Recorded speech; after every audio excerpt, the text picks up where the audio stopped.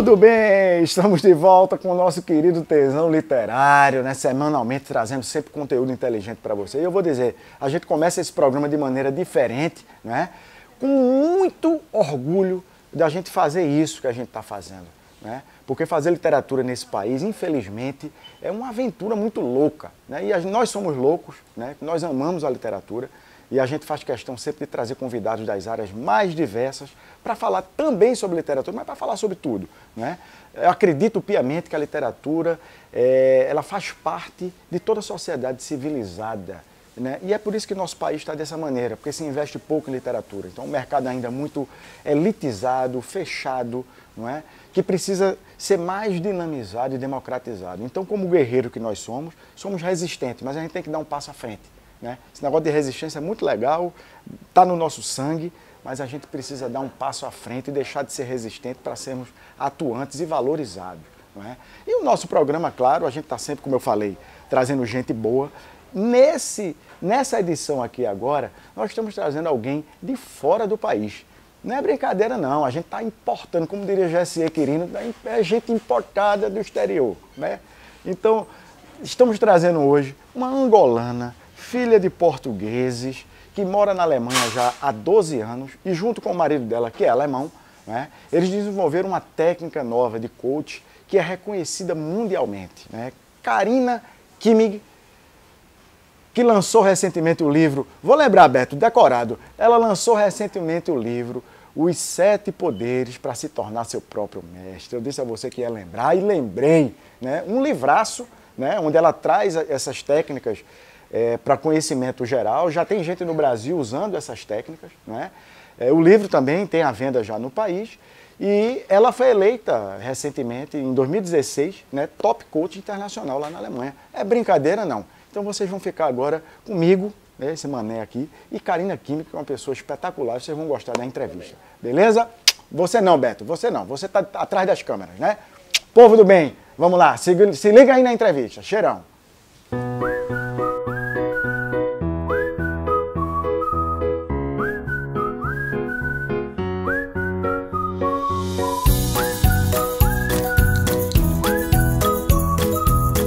Nós estamos recebendo aqui Karina Kimmig. Bom dia, né? Bom dia, boa tarde, boa noite, na hora que boa vocês tudo. quiserem.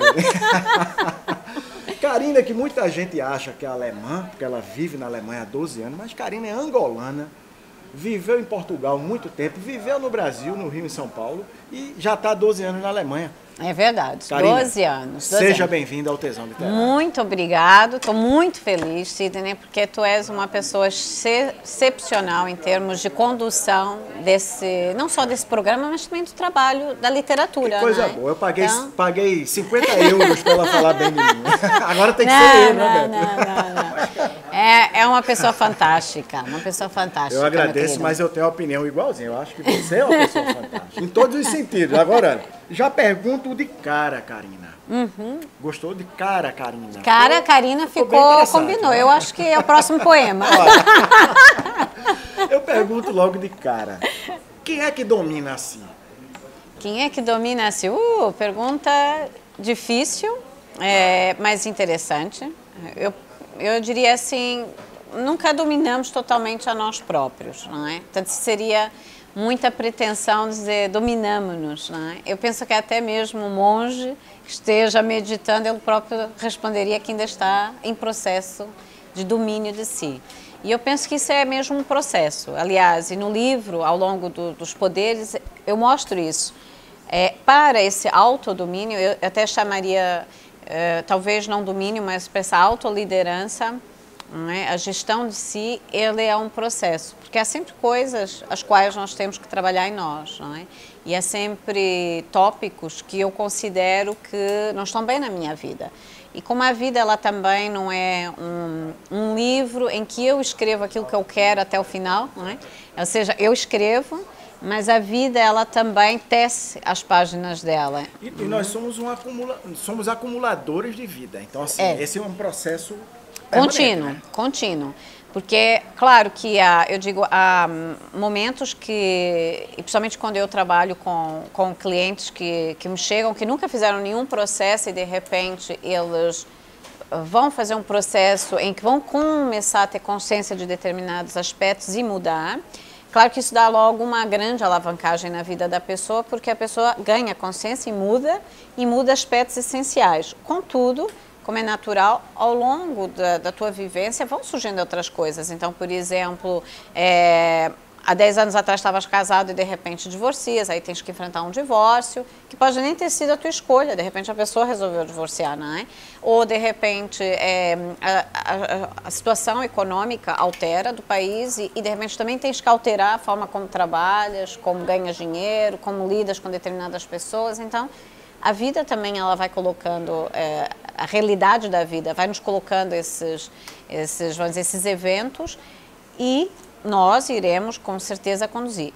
O que ajuda é se eu for uma pessoa que lidero a mim próprio, ou seja, que eu sou capaz de conhecer meus cantos e recantos, não é? As minhas esquinas e contracurvas, isso ajuda muito nesses processos que vão aparecendo, não é? E vai me possibilitando lidar de uma forma diferente com eles. Isso muda. Eu costumo muito falar em autogestão. Sim, né? eu concordo plenamente com saber se gerir, com né? o conceito. Sim. Se fala muito em autogestão daquele colaborador que consegue promover uma autogestão dentro da gestão da empresa. Correto. Mas existe a gestão interior, a gestão principalmente do pensamento, que eu acho que talvez seja o princípio desse processo.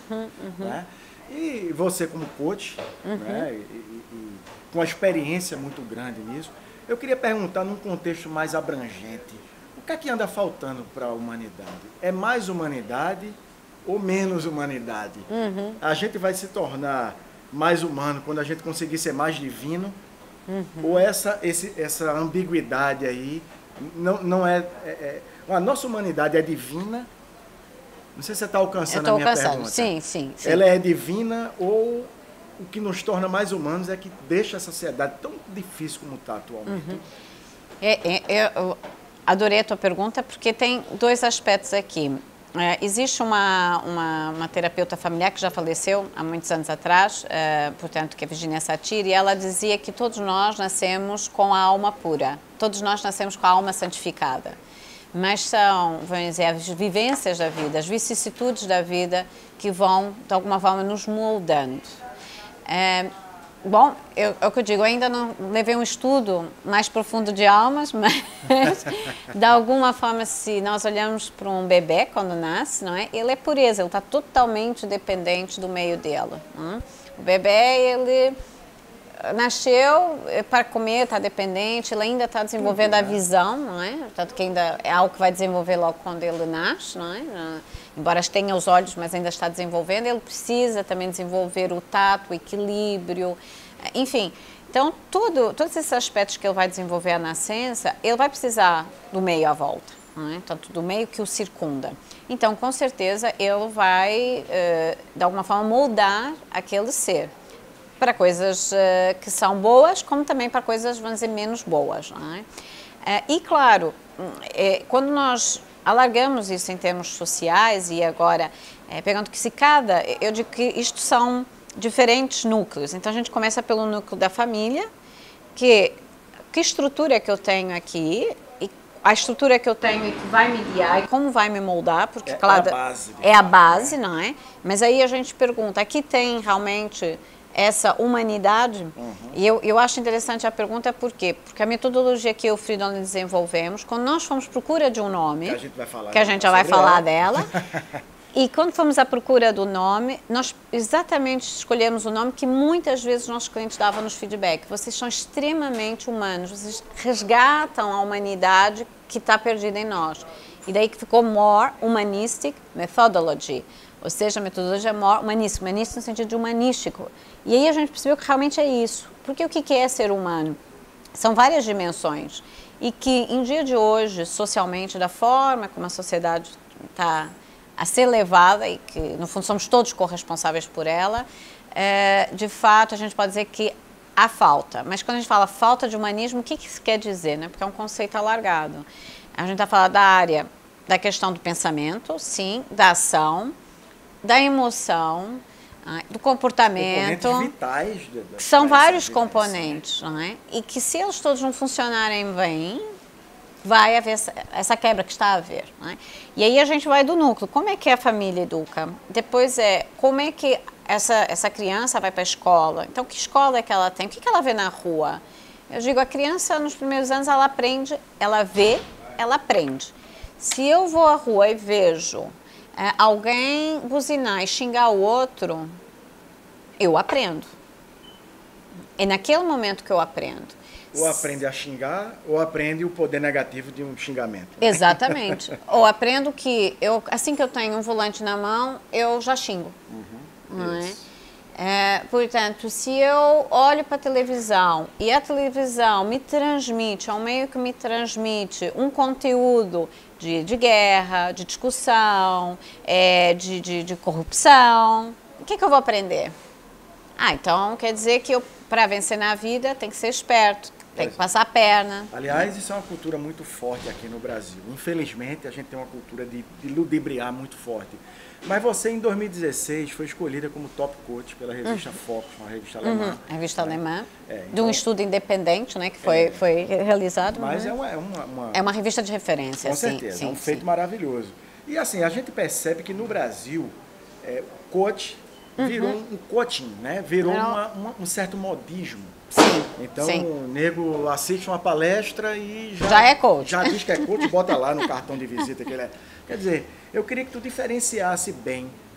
Primeiro, como é que tu enxerga a área aqui no Brasil? Porque eu sei que já tem empresa aqui que já é certificada na metodologia de vocês, etc. Como é que você encara esse modismo no Brasil e como é, na verdade, na Europa? Existe também esse modismo ou a coisa é levada um pouco mais...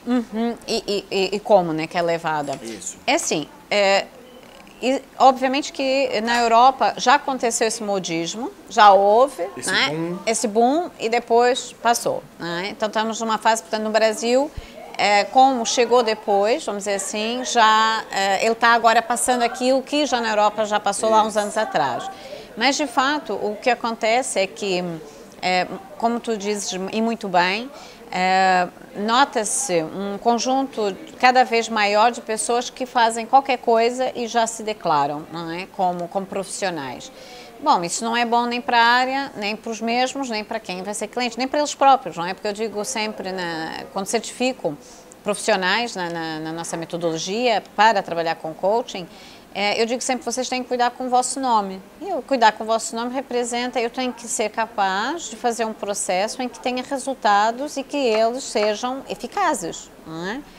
Contudo, muitas vezes, quem recebe esse processo, muitas vezes também não está informado. Então, não tem como comparar, não tem como, sabe, dizer, isto é bom, isto é mau. Não tem. Né? E claro, muitas vezes se a pessoa precisa de uma ajuda e aquilo dá uma ajuda, ok, mas não quer dizer que isso é um processo. Não é? E depois a gente tem que separar aqui que o coaching, o que é o coaching, o processo de coaching? É claro que a pessoa tem que ser devidamente certificada, né, para trabalhar, e há várias escolas, inclusive no Brasil, que fazem esse processo. E nós temos aquilo que é chamado coaching tradicional, que é exatamente aquele coaching que vai trabalhar com a performance do cliente, vai trabalhar com aquilo que o cliente precisa em termos de objetivo, ou que ele deseja, não é? Vai trabalhar com os comportamentos para alterar para que o cliente possa atingir, porque esse é vamos dizer, a fonte do coaching. Ele é o de trabalhar, porque há anos atrás, há muitos anos atrás, algumas décadas, o coaching ele veio vamos dizer, dessa área que era o atletismo, em que se trabalha a performance, o comportamento, como é que o atleta pensa perante os obstáculos que possui, não é?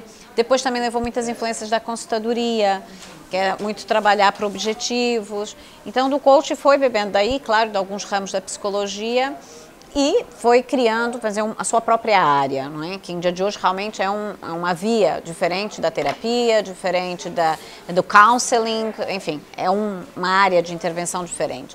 Eu vou pedir para você que a gente vai fazer um breve intervalo, quando a gente voltar e você vai explicar justamente a diferença para o teu método. Tá bom, ótimo, porque eu estou muito afim de saber, embora eu estou lendo o livro, eu não terminei de ler ainda. Ainda bem, quer fazer perguntas? Ainda não, né? Mas quando a gente voltar no próximo bloco, a gente continua esse papo, dá uma sacada aí nas redes sociais que estão passando aí embaixo na telinha e a gente volta já já.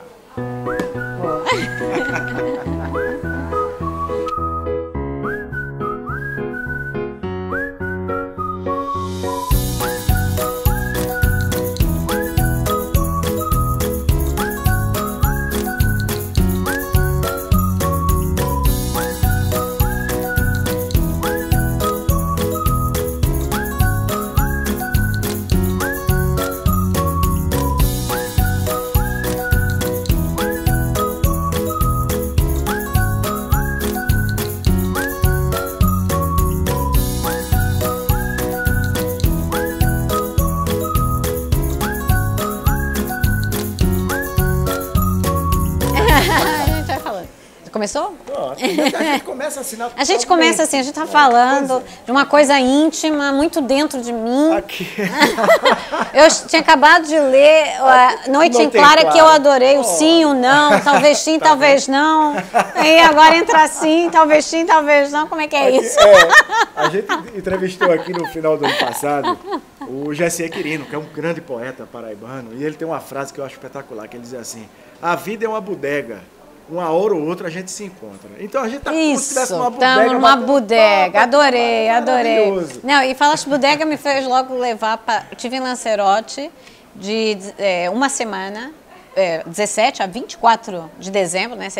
Porque tá mais calorzinho, né? Na Alemanha, menos 12, não é? Chega a um ponto cinzento. Imagine, né? Então fomos pro sol, passar uma semana. E lá tem bodegas, não é? Porque a bodega é, no fundo...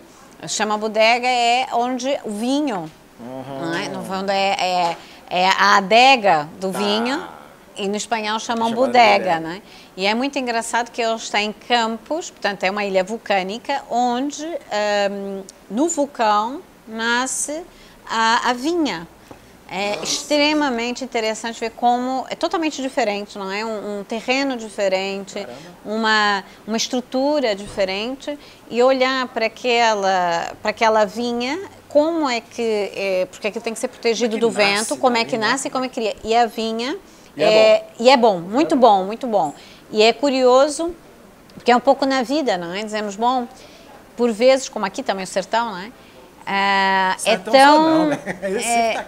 Tão quente, é tão intenso, mas que ainda assim, e isso é o poder da natureza, e não só da natureza em termos de planta, de vinha, mas também do homem, né, que a gente falava do ser humano, de adaptabilidade e de crescimento mesmo em condições difíceis, adversas. Isso tem... Já vou fazer um gancho com isso que você está falando. Faz um método. Né? Exatamente. Com NHM. Né? Exato. More Humanistic Methodology. Então, eu pergunto logo, qual é a diferença desse teu método para o coaching tradicional? Né? E justamente fala um pouquinho dessa transformação aí, desse poder de adaptação do ser humano diante das dificuldades, que eu acho que tem muito a ver com a tua metodologia. Sim. A metodologia, no que ela difere? Nós trabalhamos, para já o comportamento é um resultado, não é aquilo que eu vou focar no trabalho quando eu guio uma pessoa. Portanto, é um resultado que aparece sob forma de comportamento. Então, dando um exemplo, se eu tenho problemas a nível internos, e aí quando digo internos é o quê? Emocionais ou de crença, Não está falando de dor de barriga. Não dor de barriga. Bom, também dá dor de barriga, mas não exclusivamente dor de barriga. Que é de lidar com conflito, né? Pegando um exemplo simples, que é, eu tenho que lidar com conflito. Então, eu tenho que lidar com pessoas conflituosas e tenho receio que vai dar tal dor de barriga, né? Porque, de alguma forma, obrigado, aguinha. É água, por favor. Vamos, então, como dizem os alemães, Prost! Eu não vou nem me atrever a pronunciar isso, mas vou beber. Então, o que acontece? A pessoa tem dificuldade em lidar com o conflito. Então, obviamente, que comportamento ela vai ter? Então, ela vai querer, por exemplo, ser capaz de ter mais ferramentas de comunicação. Então, eu vou querer aprender a gerir melhor determinadas pessoas, a poder ser mais flexível na forma como eu lido com as pessoas, a não dizer não, a tentar levar-te de uma forma sutil para aquilo que eu quero, mas sem te confrontar. talvez também vou desenvolver um comportamento manipulador em algumas situações, noutras eu vou me calar. Então, são tudo comportamentos. E às vezes você tem que ter uma atitude de enfrentar. Exatamente. Né? E muitas vezes de contornar e às vezes até de enfrentar. Mas enquanto a pessoa só contorna, ela desenvolve comportamentos com esse tipo de padrão, digamos assim, né? Padrão de comportamento. E o que acontece? De fato, a pessoa acaba por ser limitada, como estás a dizer. Ela só arranja uma forma, ela não tem a capacidade de confrontar. E aí, como é que muda? Bom, a pessoa própria, muitas vezes até tem consciência. Bom, eu deveria dizer o que eu penso, eu deveria dizer não, eu devia mandar para aquele lugar, mas por que eu não faço isso? Não é? Bom, não faz isso porque há uma limitação que aí sim é de um foro mais emocional. Íntima, né? Exatamente, a tal dor de barriga, né? A tal dor de barriga. E é engraçado como muitas vezes isso se materializa no corpo. Materializa no corpo, exatamente. Então é aquela questão que eu tenho uma reunião importante, é quando eu não durmo direito, é quando tem dor de barriga, dor de barriga, fica o intestino todo, né, num caos. Então esse trabalho que nós fazemos é um trabalho mais de a procura realmente da causa. Então aí envolve emoções, envolve crenças, envolve a forma como a mente, e aí sim, como é que a mente, ela estrutura, porque a nossa mente, ela vai, vamos dizer, recolhendo de uma forma, vamos dizer, experiências que vai formar uma forma de estratégia. Então, vamos supor, se eu tive problemas com conflito, talvez na minha infância ou na minha adolescência, o que vai acontecer é que o resultado é, bom, então eu tenho que ter cuidado com que experiências que eu tive, né? Então eu tenho que ter cuidado com isso, porque as experiências me dizem que a coisa não correu bem. Né? E nosso corpo, biologicamente, ele está preparado para isso. Eu ponho a mão no fogo, eu queimo, eu não vou colocar de novo. Né? Então, o que acontece? No corpo, nós temos aquilo que é chamado marcador, portanto, somático, que é eu vou memorizar algo que correu mal como negativo, por forma a não repetir. Por quê? Porque eu preciso sobreviver. Então, a espécie humana precisa continuar. Só que a questão é que enquanto o meu cérebro faz isso, ele faz isso não só para pôr a mão no fogo, ele faz isso para diferentes experiências que têm a ver com experiências sociais, experiências... São repetições, né? Repetições. E o que eu vou fazer é querer evitar. A questão é que, às vezes, naquela altura, evitar foi positivo, mas depois eu estou usando... Em situação não vai funcionar. Para outras situações vai continuar, não vai funcionar. O teu método aprofunda mais. Aprofunda muito mais, sim. Aprofunda muito mais. E aí... Para alterar o comportamento, eu digo, geralmente eu começo pela causa e o comportamento automaticamente altera, vai ser a consequência. Então, se a pessoa altera essa estratégia mental, essas estruturas de experiência, emoção, crença, enfim, necessidades emocionais também que a pessoa tem, com o resultado a pessoa vai alterar o comportamento, porque automaticamente ela muda dentro dela. E você acha que o componente emocional é o principal componente dessa história toda a ser trabalhado? Eu diria, o mais limitador, vamos dizer assim? Ele também não é o principal, mas ele é muito importante. Não é? Qual é o principal? Eu diria, não há um principal, há um conjunto. Né? Porque o que acontece? Eu, quando guio uma pessoa, eu tenho que compreender primeiro a estrutura mental dela. Eu tenho que compreender como é que ela processa a realidade dela, porque é a tal percepção, é um pouquinho aquilo que a gente falava ainda antes de começar a entrevista da percepção. Quando nós vamos viajar para um lugar, tudo é lindo, maravilhoso, né? Porque a minha percepção tudo é diferente. A natureza linda, é como quando eu tive, há uma semana e meia atrás, em Maputo, eu cheguei, sobrevoei, a coisa que mais me chamou a atenção, na Mãe África, né? Mãe Terra, Mãe África, foi o verde, muitas árvores, portanto, embora seja uma cidade, tem muitas ruas com árvores, então tem muito verde. E depois aquela terra vermelha, aquele contraste do verde forte com a terra vermelha. E aquilo me chamou muita atenção. E cheio de acácias, né? Então, eu fiquei assim, uau, lindo. E quando eu fui dizer isso às pessoas assim, cheio de flores, tá verde.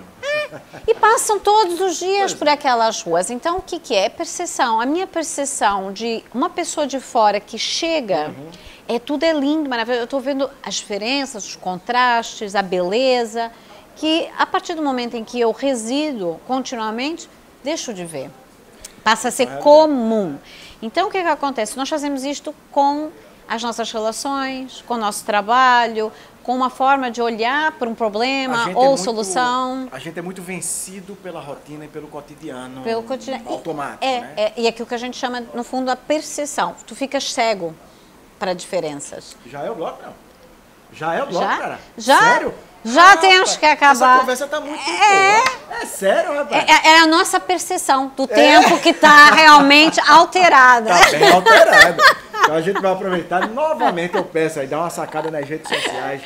Curte, compartilha, comenta lá, agita, pergunta que isso aqui é tesão. Aí aproveita e sigam Karina nas redes sociais, Karina Química, sigam o Sidney Nicésio também, sigam o Beto Zaelli, sigam a SBS, sigam o mundo todo, pelo amor de Jesus. Tá bom, meu filho? Vamos parar mais um pouquinho, voltamos já.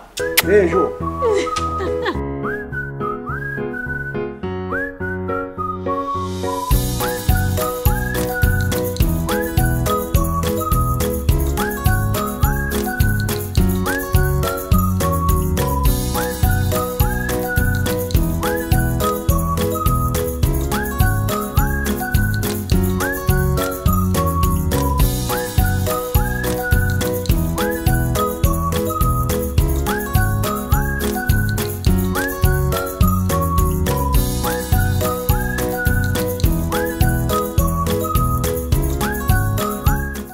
Minha mão brilhar também, rapaz. É a vontade, é que o pessoal gosta agora.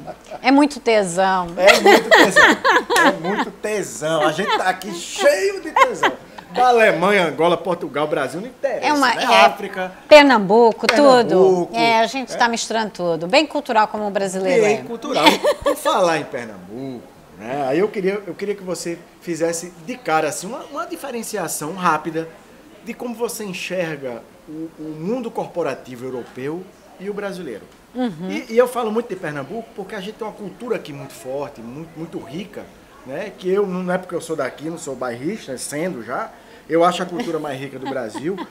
Mas como é esse componente cultural para trabalhar o coaching, né? E como é a diferença entre o mundo corporativo europeu e o brasileiro? O que é que você identifica? Aí eu diria, eu separaria dois pontos, né? O primeiro, como eu te falei, pronto, a nossa metodologia ela tem um foco muito na pessoa, no indivíduo, não é? Então, qualquer pessoa, e eu já trabalhei com diferentes culturas, pessoas de Japão, Austrália, Estados Unidos, Canadá, culturas bem diferentes. África. Alemanha, África, Cabo Verde, Angola, Moçambique, Brasil, enfim. E há uma coisa que todos têm, todos são seres humanos e todos têm as dificuldades enquanto ser humano, e claro que vai se refletir nas empresas, porque as empresas é um conjunto de pessoas, não é? Então, eu digo muitas vezes, a forma diferente de expressar, então um japonês é diferente a forma como ele expressa e como ele se comporta de um brasileiro, não é? Totalmente diferente na expressão, no comportamento, mas ele tem os mesmos problemas que o brasileiro tem dentro de si. Talvez lidar com conflito, de não dizer não, de ter problemas em gerir uma equipa, não é? De querer fazer bem. Por exemplo, a cultura japonesa tem muito isso, de fazer tudo muito bem, ser muito perfeccionista. Então isso é um peso enorme, não é? Mas também nós temos no Brasil, porque eu já tive clientes executivos que depois eles cresceram num ambiente em que os pais exigiam que eles fossem perfeitos, não é? Porque tem que subir ao topo. Então, tem também, de outra forma, num outro contexto, sempre tem, né? Mas tem, não é? É humano.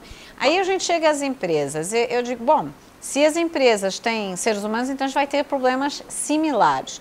Agora, aí vai depender muito da cultura empresarial para dizer, bom, como é que uma empresa é gerida, não é? Isso depende até do lugar, porque muitas vezes uma filosofia de fora tem uma multinacional que são copiadas. São copiadas, exatamente. Agora, eu digo sempre que o problema da cópia é, muitas vezes, ignorar a especificidade local, não é?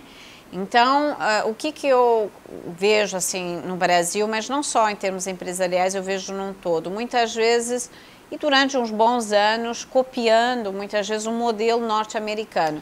Que muitas vezes não funciona dentro da cultura. E que não é o melhor modelo para se copiar sequer. Meu Deus do céu, acho que o Brasil e mesmo a cultura brasileira tem muita riqueza para ser só por si, só ela mesma, né? Então, é uma questão de complexidade, já começa, que tem que ser trabalhada a nível nacional. Eu brinco dizendo que... Já! Incêndio, o que é isso? Incêndio, pelo amor de Deus, já acabou, agora que estava bom. Você sabe o que é isso aqui, não é o fim. Isso aqui é a hora da pergunta-chave do programa. Karina Kimi, você tem uma câmera voltada para você. Olhe para ela e responda. Ai. O que é que te dá tesão?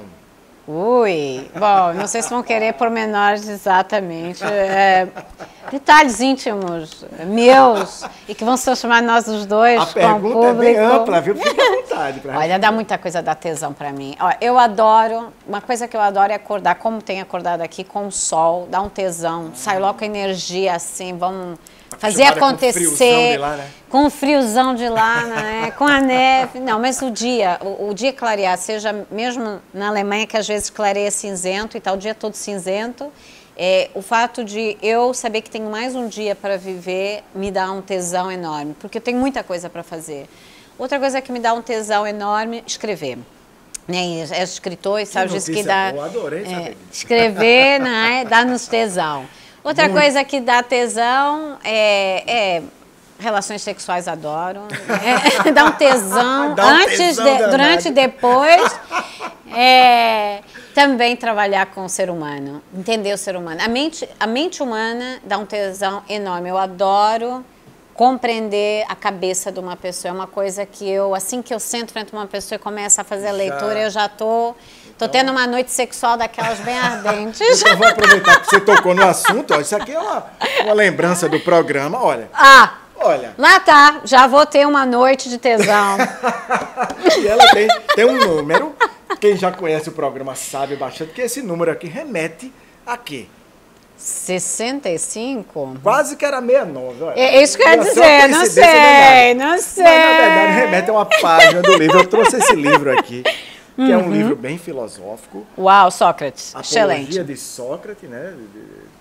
Um dos primeiros coaches do mundo, não é? Que ela fazia perguntas? Pois é. Então já está marcadinho na página 65, que é a página que está lá. Ótimo. Eu queria que você desse uma lidinha nesse trechinho só que está sublinhado. Não é? Isso, para a gente poder falar sobre ele. O que vocês, varões atenienses, sentiram com os meus acusadores, não sei. Mas até eu mesmo, com eles, por pouco não me esqueci de mim. Tão convincentemente falavam. Porém, de verdadeiro, a bem dizer, nada disseram. E das muitas mentiras que disseram, fiquei mais espantado com uma. Esta. Quando falaram que vocês deviam tomar cuidado para não serem enganados por mim, porque eu seria hábil em falar. Muito interessante. Pois é, e isso me traz uma ideia que eu acredito seriamente que um dos grandes problemas da humanidade, da convivência social humana, são as convenções. Né? Porque, por exemplo, se fala uma mentira e essa mentira muitas vezes se torna uma grande verdade e as pessoas seguem aquilo ali. Não é? E isso não é um prato cheio para manipular o outro. Totalmente. Até que ponto as convenções sociais, de fato, são um problema talvez maior da sociedade humana? Eu digo que começa com a pequena mentira social, né? Com essa pequena mentira em casa. Né? Então, eu concordo plenamente que o fato de não questionar, e aí começa também pela questão do questionar, de dizer realmente aquilo que se pensa e aquilo que se sente, leva a muito facilmente ser um prato cheio para uma manipulação maior, né? Então, eu digo, quando uma pessoa me diz assim, uma coisa que eu gostei de ver na Alemanha foi que eles dizem não para ti, mas eles não justificam porque dizem não. Se tu convida, eles dizem não posso, ponto. E aí ficas com toda uma criação de que, não dá, porque... Né? Ouves isso desde pequeno, uma criação mais, eu diria, latina. Não dá, porque, sabe, eu tenho meu pai doente, a mãe tá com o tubo ligado no sovaco, não sei o quê, né? Que vem um monte de historinha para dizer não. Eu posso dizer não porque eu não quero, porque eu tô com dor de cabeça, porque hoje eu acordei, não tô querendo socializar com ninguém, quero ficar trancado, quero pensar na vida, entendeu? Não quero ter pressão, por que eu tenho que, ao justificar, por que eu tenho que justificar? E ao justificar, por que eu tenho que contar uma coisa que não é verdade, não é? E a própria convenção, se convenciona que o cigarro é permitido, mas a maconha não é. Então, quem fuma maconha é criminoso e quem fuma cigarro não é. Exatamente. Como aliás, se o cigarro também não pudesse ser uma porta de entrada para outras drogas mais pesadas, que também o cigarro é uma droga. É uma droga. Né? É uma droga, então, né? Esse poder da convenção eu acho muito danoso. E é engraçado, às vezes, os índios, eles consumiam aquilo que a gente chama a droga, sim, mas de uma forma que era ligado, como os xamãs o faziam, né, a ayahuasca, num processo de espiritualidade e de conhecimento próprio, um pouco socrático, de se questionar. Né? Então havia um ritual. Né? Então, e aí não é uma droga. Porque está dentro de um ritual de questionamento, de um ritual de transformação. Claro que a gente não somos mais índios, infelizmente, porque era uma maravilha, dava todo mundo nu, numa boa, né? Sem frescura. Sem frescura. Mas... eu vou tirar minha roupa, minha Força. Já que tá tesão, vamos embora. Né? Já vamos embora. Mas temos essa convenção... e que muitas vezes é hipocrisia, uma coisa é errada, uma coisa é certa. E eu penso que nos últimos anos que eu tenho acompanhado aqui no Brasil, muita questão do politicamente correto. E eu digo isso uma coisa... Mas eu vou dizer, como eu estou de fora, eu posso dizer, mas eu vou dizer o seguinte... aquilo que eu vou acompanhando, eu estou assustada, porque esse politicamente correto está levando para uma coisa que eu vejo... naquilo que é o início de ditadura, em que as pessoas não podem dizer aquilo que pensam. E a liberdade de pensamento, ela tem que ser sempre livre, por isso é liberdade. Mesmo que eu não tenha a mesma opinião. E o problema é que as pessoas têm que distinguir entre opinião e ação. Eu posso ter opinião diferente, eu posso pensar diferente, eu não tenho que pensar igual a todo mundo, mas eu posso realmente saber que eu estou socialmente vivendo numa sociedade e como eu vou agir dentro da sociedade. São duas coisas diferentes. A gente tem só 2 minutinhos, viu? E você, quando estava falando dos processos da tua metodologia, eu lembrei de uma frase que vai estar no meu livro novo, que terminei, está nos finalmente aí de revisão e tudo. Talvez esse ano ainda saia, né? Que eu estou trabalhando ele com muita calma. Mas é uma frase de um personagem meu que eu criei que diz o seguinte: o futuro é uma coisa que nunca chega e o passado é uma coisa que não acaba nunca. Então isso eu acho que reflete muito esse complexo nosso de vivência. E você me falou que adora escrever. Aí, rapidamente, nesse minutinho final, qual é a presença da literatura na tua vida, assim? E qual a importância da literatura na vida de uma pessoa? Que eu gosto de perguntar muito aos convidados. Eu digo, a presença da literatura, isso não é significado da pessoa ler muitos livros, que eu conheço pessoas que leem muitos livros e não leem nada, não é? Dizem só, li isso, o que você leu? O resultado, nada, zero, não é? Porque é preciso tempo para processar.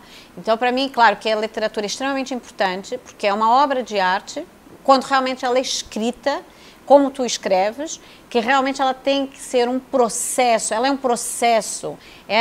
Tu vais escrever, tu não sentas e vais pegar aqui um pouco de Sócrates, um pouco desse, e começa a escrever, que há muita gente que escreve em dia de hoje assim, ok? Isso não é escrita, isso não é escritor.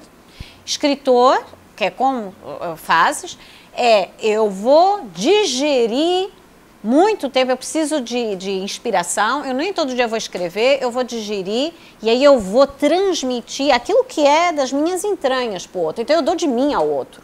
Isso sim é um livro. Então quando eu leio esse livro, eu também preciso desse tempo de digerir. Por isso que se brinca muito que o livro é um filho, né? Porque é um filho, é uma gestação, é um processo quando tu realmente escreve, de entranha mesmo. E aí eu também, quando vou ler, por honra, acho eu mínimo, honra ao escritor, e também porque escreve, sei o trabalho que isso é escrever mesmo, não é? Que é sair daqui, não é? E daqui, não é de alma, não é ficar olhando não sei o quê. E aí precisa de tempo também para digerir o que o escritor quer te passar, porque às vezes tu lês, mas precisas perceber o que ele está querendo te transmitir, o que ele está te querendo levar, onde ele está te querendo levar. Então eu acho que a literatura é essencial, e é essencial desde pequenos, não é? É um processo de crescimento também pessoal. Vou trazer você mais vezes para cá, porque a definição sua de literatura foi maravilhosa. E você em casa deve estar fazendo, terminou, que fazer pena. O quê? Tesão também tem limite, né? Não pode viver com tesão o tempo todo, senão você ferra. Karina Killing, minha querida. Meu amor.